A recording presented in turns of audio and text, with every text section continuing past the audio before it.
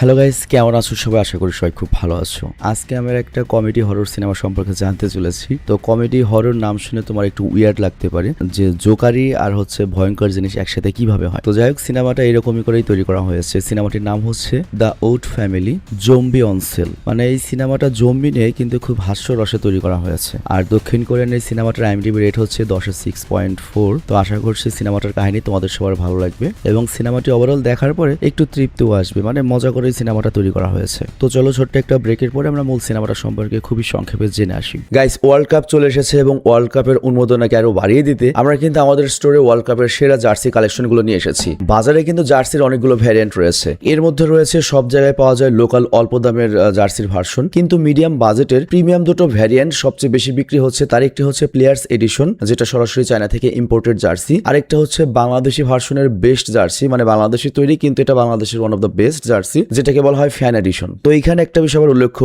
এক এক সেলার এক এক দামে কিন্তু এই জার্সিগুলো বিক্রি করে থাকে। এটা নির্ভর করে তাদের উৎপাদন খরচ বা কত দামে কিনতে পারলো সেটার উপর ভিত্তি করে। আবার অনেকে নকল জার্সিও প্লেয়ার্স এডিশন বা ফ্যান এডিশন বলে চালিয়ে দিচ্ছে। তবে আমাদের স্টোরের প্রোডাক্ট সংগ্রহের যে দায়িত্ব রয়েছে সে আমাদেরকে আশ্বস্ত করেছে যে আমাদের কালেকশনে বর্তমানে যে জার্সিগুলো রয়েছে এগুলোর মান 100% সঠিক এবং সে তার জার্সির মানগুলো নিয়ে কনফিডেন্স, মানে আমাদের যে সাপ্লায়ার সে এটা কনফার্ম করেছে। আর আমার হাতে জার্সির যে স্যাম্পলটা এসেছে প্লেয়ার এডিশনের, আমি সেটা চেক করে দেখলাম যথেষ্ট ভালো মানের, মানে দাম আন্দাজে ঠিক আছে। তবে নরমালি একটা প্লেয়ার এডিশনের জার্সি বাজারে বিক্রি হয় 1150 বা 1200 টাকার উপরে। এর বেশি দামে অনেকে বিক্রি করছে, কিন্তু তারা যেহেতু ফেসবুকে বুস্ট করে বিক্রি করছে এই জন্য প্রতি জার্সিতে তাদের অ্যাভারেজে 100 বা 150 টাকা খরচ হয়। কিন্তু আমরা যেহেতু সরাসরি তোমাদের কাছে বিক্রি করছি, আমাদের অডিয়েন্সের কাছে বাড়তি কোনো খরচ নেই, তো এই কারণে আমরা 990 টাকায় তোমাদেরকে দিতে পারছি প্লেয়ার এডিশন, আর ফ্যান এডিশন দিতে পারছি 750 টাকায়। আর এর সাথে আমাদের আরো একটা এক্সট্রা সার্ভিস রয়েছে। তুমি তোমার পছন্দের নাম বা প্লেয়ারের নাম্বার, ফর এক্সাম্পল মেসির 10, রোনাল্ডোর 7, এগুলো তুমি লিখিয়ে নিতে পারবে। এর জন্য মাত্র 100 টাকা অ্যাড করতে হবে। তবে তুমি যদি নাম লিখিয়ে নাও তোমার জার্সি কিন্তু আর ফেরত দিতে পারবে না, তোমাকে ওটা রিসিভ করতে হবে, 100% টাকা অগ্রিম দিতে হবে, কারণ তোমার নাম লেখা জার্সি আমরা কোথাও আর বিক্রি করতে পারবো না। তো এর জন্য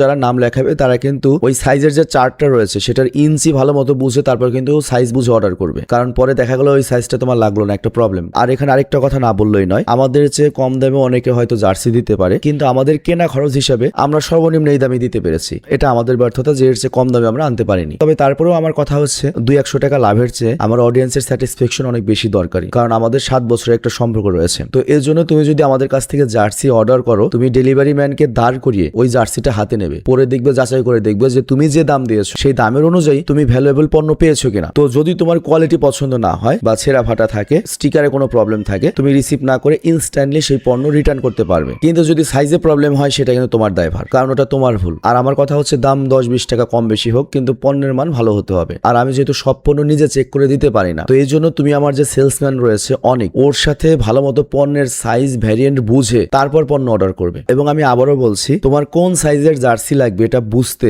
আমার সেলস ম্যানেজারের কাছ থেকে সাইজ চার্ট নেবে, যেটার মধ্যে ইঞ্চিতে লেখা রয়েছে। কারণ প্লেয়ার এডিশনের চাইনিজ জার্সিগুলো সাইজে একটু বড়, যেমন নর্মালি আমার লাগে হচ্ছে এল সাইজ, কিন্তু এই প্লেয়ার এডিশনের জার্সিতে কিন্তু আমি দেখলাম এম পরেই আমার ফিট হয়েছে। তো এই জন্য ইঞ্চিতে সাইজ চার্টটা ভালো করে বুঝে অর্ডার করো, যাতে ভোগান্তি না হয়। এটা আমি তোমাদেরকে পরামর্শ দিচ্ছি। আর তোমাদের কথায় আমরা কিন্তু ফাইনালি একটা ওয়েবসাইট তৈরি করেছি, যেখানে তোমরা আমাদের সকল জার্সি এবং আমাদের যত পণ্য রয়েছে সব ওখানে দেখতে পাবে। এবং আমাদের কাছে কিন্তু সব দলের জার্সি রয়েছে, সকল ভ্যারিয়েন্টের জার্সি রয়েছে। তো তোমরা ওই ওয়েবসাইটে গিয়ে অর্ডার করতে পারো। আর কোনো প্রয়োজন হলে আমার সেলস ম্যানেজারের হোয়াটসঅ্যাপ নাম্বার তো রয়েছেই, তাকে তুমি হোয়াটসঅ্যাপে বা এই সার্ভিস 420 যে ফেসবুক পেজ রয়েছে সেখানে মেসেজ দিয়ে অর্ডার করতে পারো, কোনো সমস্যা নেই। তো এই সিনেমাটা যখন শুরু হয় তখন একটা ছেলেকে দেখানো হয় যে একটা ফার্মাসিউটিক্যাল কোম্পানি থেকে পালাচ্ছিল এবং সে একটা ব্যর্থ এক্সপেরিমেন্টের কারণে জম্বি হয়ে গিয়েছে, মানে সামহাও জম্বি হয়ে গিয়েছে, এর বেশি কিছু দেখানো হয়নি। এবং সে দৌড়াতে দৌড়াতে একটা ছোট্ট গ্রামে এসে পৌঁছে যায়। তবে এখানে একটা অদ্ভুত ঘটনা দেখা যায়, কেউ তাকে ভয় পায় না, কারণ গ্রামবাসীদের কাছে ওরকম মোবাইল ইন্টারনেট ছিল না, বেশিরভাগ মানুষই অশিক্ষিত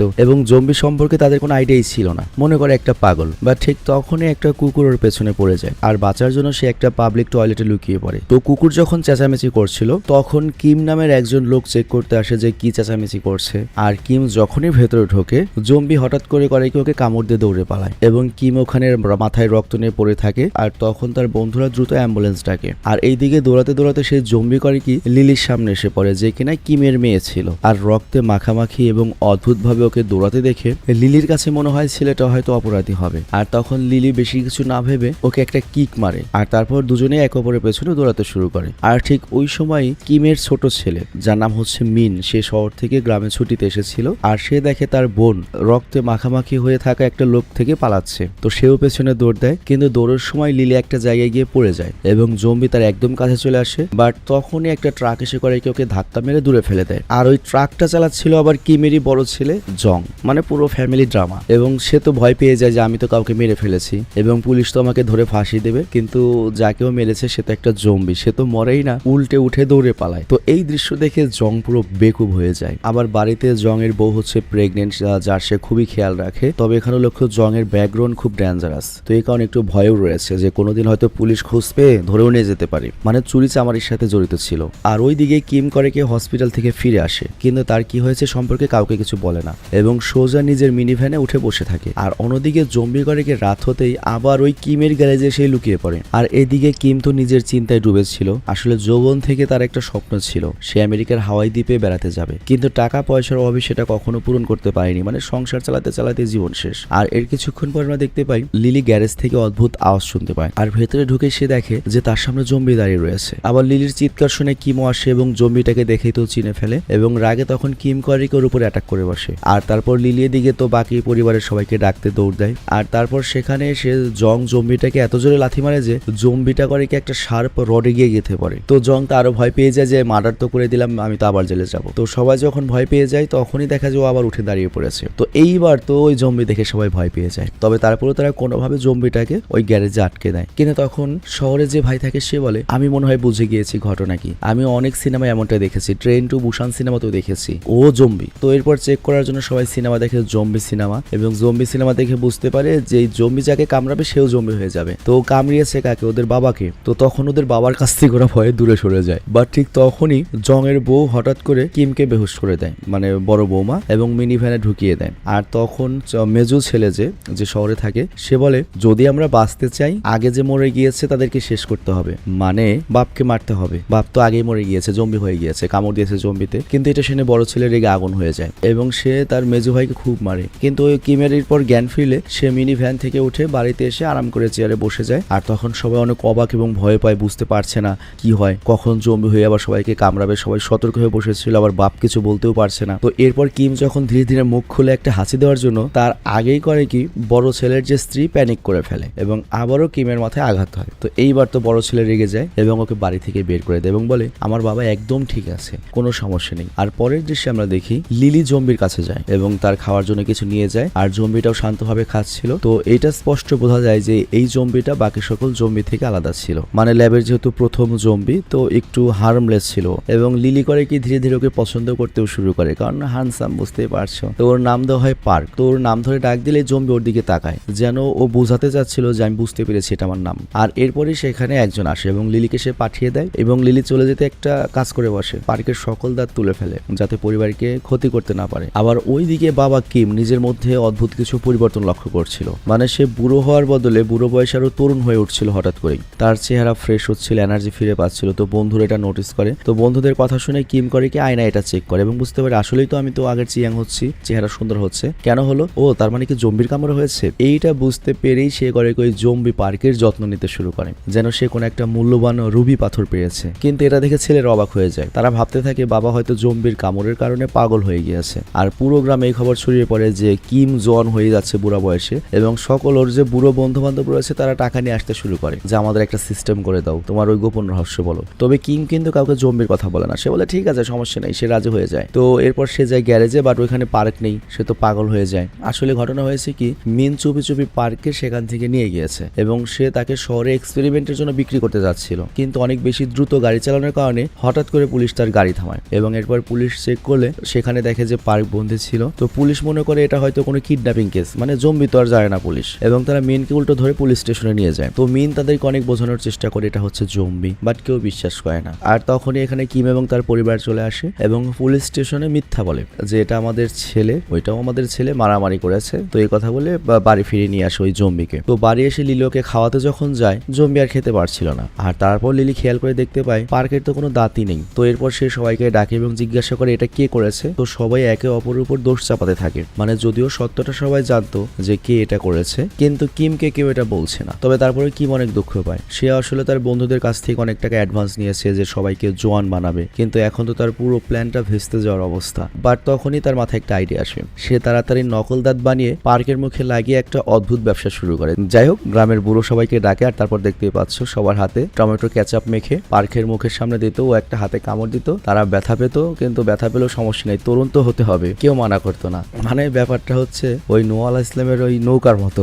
এই গল্পটা আমি সিনেমার লাস্টে বলবো। তো যাই হোক, এরপর তাদের ব্যবসা চলছিল, তাদের ভালোই টাকা আসতে লাগলো এবং রেজাল্টও খুব শীঘ্রই দেখা যাচ্ছিল। যারাই কামড় খেয়েছে তারাই জোয়ান এবং এনার্জেটিক হতে লাগে এবং সবাই খুশি। বাট তখনই একটা বড় ঘটনা ঘটে। কিম হঠাৎ করে সকল টাকা নিয়ে পালিয়ে যায়। মানে শুরু থেকে তার পরিকল্পনা এটাই ছিল, সকল টাকা নিয়ে সে হাওয়াই দ্বীপে বেড়াতে যাবে, মানে পরিবারকে পেছনে ফেলে একদম সটকে গেল। আর এইদিকে মেন করে কি আবারও পার্ককে শহরে নিয়ে যাওয়ার চেষ্টা করে, কিন্তু এইবার কিমের স্ত্রী বাধা দেয়। তো যাই হোক, পরের সিনে আমরা দেখি লিলি পার্ককে বাঁধাকপি মাঠে নিয়ে যায়। আর পার্ক যেহেতু বাঁধাকপি পছন্দ করে, আবার লিলিরও প্রিয় জায়গা এটা, তো পার্ক খুশি হয়ে বাঁধাকপি খেতে লাগে। আর লিলিও হাসতে হাসতে বলে, আমার নাম লিলি। কিন্তু পার্কের তোর দিকে নজর নেই, সে খেয়েই যাচ্ছিল। কিন্তু তখন লিলি করে কি মজা করে ওর কাছ থেকে বাঁধাকপি ছিনিয়ে দৌড়ে পালিয়ে যায়। পার্ক ওর পেছনে পেছনে দৌড়ায়, কিন্তু হুট করেই লিলির উপর পার্ক পড়ে যায় এবং একে অপরের দিকে তাকিয়ে রয়েছে, কিন্তু কামড় দেয় না। মানে বোঝা যায় যে পার্ক জম্বি হলেও ওকে পছন্দ করে ফেলেছে। কিন্তু তখনই বড় ভাই এসে, মানে জং এসে পার্ককে সেখান থেকে নিয়ে যায়। আবার ওইদিকে যারা জোয়ান হয়েছে তারা অন্যদেরকে বলছিল, তো কাস্টমার দিন দিন বাড়তেই লাগে। তো বাবা গিয়েছে, তো কি হয়েছে, ওরা করে কি সেই ব্যবসাটা শুরু করে এবং এই ব্যবসার টাকায় অনেক টাকা হয় এবং ওদের বন্ধ হওয়া যে পেট্রোল পাম্প ছিল সেটা আবার নতুন করে রেনোভেট করা হয়, বাড়িও ঠিকঠাক করা হয়। তো সবকিছু ঠিকঠাক চলছিল এবং পার্কের মাধ্যমে যেহেতু ব্যবসা হচ্ছে, মানে জম্বির মাধ্যমে, তো এই জম্বি ওদের পরিবারের একজন হয়েছে। মনে করো যে মেয়ের জামাই। লিলি ওর যত্ন নিত, বাইরে নিয়ে যেত। তবে ওই জম্বির আচরণটা ছিল একেবারে সিম্পল এবং আনচেঞ্জড, মানে সুস্থ হওয়ার কোনো নামই নিচ্ছিল না। আর এরপরে এক রাতে লিলি করে কি মিনকে, মানে ওর ভাইকে চুপি চুপি কথা বলতে শোনে। মানে সে আবারও ওই জম্বিটাকে একটা ল্যাবে বিক্রির জন্য ডিল করছিল। তো আর এ কারণে লিলি করে কি কাউকে না জানিয়ে পার্কে নিয়ে দূরে চলে যায় এবং ওখানে ওকে ছেড়ে দিয়েছিল ওর সেফটির জন্য। আর পরে যখন মেজো ভাই মিন এটা জানতে পারে, আমি হয়তো দু একবার মিন নামটা ভুল বলেছি, আরেকজনকে নাম দিয়ে দিয়েছিলাম, এরকম ভুল হয় অনেক কাজ করলে। তো যাই হোক, মিন তখন পার্কে খুঁজতে জঙ্গলে যায় এবং দেখতে পায় পার্ক ঠিক সেখানেই দাঁড়িয়ে রয়েছে যেখানে লিলি তাকে ছেড়ে দিয়েছিল, মানে একদম সরেনি। তো এরপর মিন করে ওকে বাস স্টেশনে নিয়ে যায় শহরে নিয়ে যাওয়ার জন্য, কিন্তু ওখানে পৌঁছতেই দেখে যে এই দিকে লোকেরা একে অপরকে কামড়াচ্ছিল, মানে সবাই জম্বি হয়ে গিয়েছে। তো মিন তো ভয় পেয়ে পালিয়ে যায় এবং দেখা যায় পুরো শহরে জম্বি ভাইরাস ছড়িয়ে পড়েছে, চারিদিকে জম্বি, চারিদিকে আতঙ্ক, কেউ বাইরে যেতে পারছিল না, বাইরে বেরোতে পারছিল না। আর ঠিক তখনই একটা জম্বি করে কি কিমের গ্যারেজের দিকে আসতে লাগে, যেখানে লিলি একা ছিল। আর ওই জম্বিকে দেখে লিলি তো ভয় পেয়ে যায়, চিৎকার করে বাইরে যায়। আর ওর ভাই মাকে খবর দেওয়ার আগেই চারপাশে জম্বির এসে ঘিরে ফেলে। তো এরপর আর কি, মা, লিলি আর জং ঘরের ভেতরে ঢুকে দরজা জানালা সব বন্ধ করে দেয়, নিজেরা প্রস্তুত হয়। আর এখানে লক্ষ্য আমি দু একবার ভুল বলেছি, আসলে জংয়ের বিয়েই হয়নি, মূলত লিলির মাই প্রেগনেন্ট, মানে কিম বুড়া বয়সের একটা বাচ্চা নেবে, এরকমই আর কি। সিনেমাটা একটু ফানি করা হয়েছে। আর এইদিকে মিন করে কি স্টেশনের কাছে, মানে মেজো ভাই একটা ট্রাকের নিচে লুকিয়ে যায় এবং পুলিশকে কল দেওয়ার চেষ্টা করে, বাট পুলিশকে কল করে বুঝতে পারে যে পুলিশও জম্বি হয়ে গিয়েছে। কিন্তু উল্টো তখন ওর ফোন বেজে ওঠে এবং ফোনের আওয়াজ শুনে আশেপাশের সকল জম্বিরা ওর দিকে এগিয়ে আসে। তো তখন মিন করে কি কোন রকমের একটা ট্রাকে ঝাঁপ দিয়ে উঠে দ্রুত গাড়ি নিয়ে পালায়, কিন্তু গাড়ির এত স্পিডের কারণে যেটা হয়, তাঁবুর নিচে একটা পুলিশ অফিসার লুকিয়ে ছিল, তো সে বেরিয়ে যায় এবং জম্বির ওকে কামড়ে দেয়। আর এইদিকে পরিস্থিতি আরো খারাপ হয়ে যায়। কিমের গর্ভবতী স্ত্রীর তো প্রচন্ড লেবার পেন হওয়া শুরু হয়। আর এইদিকে জম্বিরা ঘরের ভেতরে ঢুকতে চাচ্ছিল। তো জং তখন দ্রুত করে কি সবাইকে বের করার চেষ্টা করে, বাট তখনই মনে পড়ে ভেতরে তো মানিব্যাগ রয়েছে। তো ফিরে গিয়ে অনেক কষ্ট করে জম্বিদের কাছ থেকে বাঁচতে বাঁচতে বেরিয়ে আসে। তো এরপর তিনজনে গ্যারেজের ছাদে উঠে যায় আর জং দুজনকে মিনি ভ্যানে লুকিয়ে রাখে। কিন্তু তখনই মিন এসে করে কি পটকা দিয়ে জম্বিদের সাথে লড়াই করার চেষ্টা করে, কিন্তু জম্বিদের উপর কোনো প্রভাবই পড়ে না, উল্টো জম্বিরা আরো বেশি আক্রমণ করা শুরু করে এবং এই শব্দ পেয়ে পুরো শহরের যত জম্বি রয়েছে তারা এই পেট্রোল পাম্পের কাছে আসে। তবে এই শব্দ দিয়ে ওদেরকে ডিস্ট্র্যাক্ট করে মিন আর জং করে কি ওই ভ্যানে লুকিয়ে পড়ে, মানে পরিস্থিতি খুব ক্রিটিক্যাল হয়ে যায়, বেরিয়েলেই মরবি। আবার ওইদিকে ওই মহিলার ডেলিভারিরও সময় হয়ে গিয়েছে। আর তখন জং সিদ্ধান্ত নেয় জম্বি হয়ে ভিড়ের মধ্যে মিশে যেতে হবে। আর এই কারণে তারা দুজন ধীরে ধীরে বের হয়, জম্বির মতো হাঁটে ট্রাকের কাছে পৌঁছায়, কিন্তু ভেতরে ঢুকে দেখে চাবি নেই। কিন্তু তারা লাইট অন করলে জম্বিরা আবার ওটা দেখে ফেলে এবং কয়েক সেকেন্ডের মধ্যে ট্রাককে ঘিরে ফেলে। তো দুজন যখন মরতে যাচ্ছিল তখন লিলি বাইরে এসে ওদেরকে বাঁচায়। আর যখন জম্বিরা ওর উপর আক্রমণ করতে যায় তখন আসে হচ্ছে পার্ক লিলির সামনে এবং দুজন এক মুহূর্তের জন্য এক অপরকে দেখছিল। আর ঠিক তখনই একটা জম্বির কারণে শর্ট সার্কিট হয় এবং পুরো পেট্রোল পাম্পের মিউজিক সিস্টেম চালু হয়ে যায় গান, আর জোরে জোরে গান বাজার কারণে জম্বিদের মনোযোগ অন্যদিকে চলে যায়। আর এই সুযোগ দেখে জং করে কি চাবি নিয়ে বাড়ির ভেতরে ঢোকে। আর মিউজিক বন্ধ হতেই জম্বিরা তাকে আবার দেখতে পায়। তো জং দৌড়ে কোনো রকমে ঘরের ভেতর পৌঁছে এবং চাবিটা পেয়ে যায়, কিন্তু পেছনে ফিরে দেখে চারপাশ জম্বিদের ভর্তি। আর তখনই মিনি ভ্যানের ভেতরে বাচ্চার জন্ম হয়। আর এইদিকে জম্বিরা আওয়াজ শুনে গ্যারেজের চারপাশে ভিড় করতে থাকে। আর লিলি তখন এগিয়ে আসে নিউবর্ন বেবিকে বাঁচাতে। আর ঠিক তখনই পার্কও সেখানে এসে পড়ে এবং দেরি না করে লিলিকে ভ্যানে ঠেলে দেয়, কিন্তু লিলি দরজা খুলে ওকে ভেতরে ঢুকতে বলে। তবে জম্বি বা পার্ক ঢোকে না এবং আমরা দেখতে পাই পার্কের চোখে মানে জম্বির চোখে পানি চলে এসেছে। আর এইদিকে জং করে কি বাড়ির ভেতরের জম্বিদের মধ্যে একবারে ঘিরে ছিল, তবে তারপরেও সে কোনো রকমের চাবিটা জানালা দিয়ে মিনের দিকে ছুড়ে দেয় এবং বলে তুই শুধু সবাইকে নিয়ে বেরিয়ে যা। কিন্তু এরপর সেও কোনো রকম ওই ভ্যানে উঠে যায়। আর এইদিকে আমরা দেখি পার্ক ধীরে ধীরে যেন নিজের সঙ্গে কথা বলছে যে ইস আর একটু যদি সময় পেতাম, কিন্তু আরো কিছু বলার আগেই সকল জম্বিরা তাকে ঘিরে ফেলে। আর তখন সে পকেট থেকে একটা লাইটার বের করে, চারিদিকে পেট্রোল ছড়ানো ছিল, তো পার্ক তার লাইটারটা জ্বালালেই পুরো পেট্রোল পাম্প ধ্বংস হয়ে যায়। আর দূর থেকে কিমের পরিবার এটা দেখে, তো সবার মন খারাপ হয়ে যায়। আর পরের দিন সকালে জংয়ের অবস্থা আরো খারাপ হয়ে যাচ্ছিল, মানে সে কামড় খেয়েছে, তার শরীরে ইনফেকশন ছড়িয়ে যাচ্ছে, সেও জম্বি হয়ে যাবে। তো জং কাউকে অ্যাটাক করবে তার আগেই বাকির ওর কাছ থেকে দূরে সরে যায়। কিন্তু পেছন যখন ঘুরে তখন একটা আওয়াজ শুনতে পায়, ওরা মনে করে যে হয়তো জম্বিরা আসছে, কিন্তু তখনই দেখে যে কিম মানে ওদের বাপ হাওয়াই থেকে ফিরে এসেছে। তো ওদের বাপকে দেখে ওরা তো অবাক হয়ে যায় যে সে একদম নর্মাল ছিল। তো তখন সবার মনে পড়ে ওদের বাবাই ছিল প্রথম মানুষ যাকে পার্ক প্রথমে কামড়েছিল, তবে সে এখনো জম্বি হয়নি। আর তখনই নিউজে আসে ভাইরাস সব জায়গায় ছড়িয়ে পড়েছে। তবে যদি এরকম কোনো মানুষ থাকে যার উপরে এটার কোনো প্রভাব পড়েনি, তার মানে তার শরীরে ন্যাচারাল অ্যান্টিডোট ছিল, তো তার শরীরে রক্ত দিয়ে বাকি সবাইকে ঠিক করা যাবে। এবং এরকম যদি কেউ থাকে, যদি নিয়ে আসা হয়, তাদেরকে অনেক টাকা পুরস্কার দেওয়া হবে। তো এইটা জানার পরে বুঝতেই পারছো কিম ওদের সামনে রয়েছে বাপ। তো কিমের পরিবার একজোট হয়ে তখন বাকি লোকদের ঠিক করার জন্য কাজ করতে থাকে, এক এক করে সকল জম্বিদের ঠিক করতে থাকে। এবং তাদের এই কাজে কি হয়, এক এক করে জম্বির আবার মানুষ হতে শুরু করে এবং আমরা দেখি ফাইনালি সবকিছু নর্মাল হচ্ছে। কিন্তু ওই যে পার্ক যে পেট্রোল পাম্পে মারা গিয়েছিল, আমরা দেখতে পাই সে পাম্প বিস্ফোরণে বেঁচে গিয়েছিল এবং আবার মানুষও হয়ে গিয়েছে, বড় ভাই জংও ঠিক হয়ে গিয়েছে, মানে সবকিছু এক এক করে ঠিক হয়ে গিয়েছে। মানে আমি বলেছিলাম না এটা এমন একটা সিনেমা তোমাকে হ্যাপি ফিল করাবে, এই সিনেমার এন্ডিংটা হ্যাপি করিয়েছে, যদিও গুজা মেলে আবল তাবল, তবে তারপরেও একেবারে খারাপ না। এত অল্প বাজেটের একটা সিনেমা,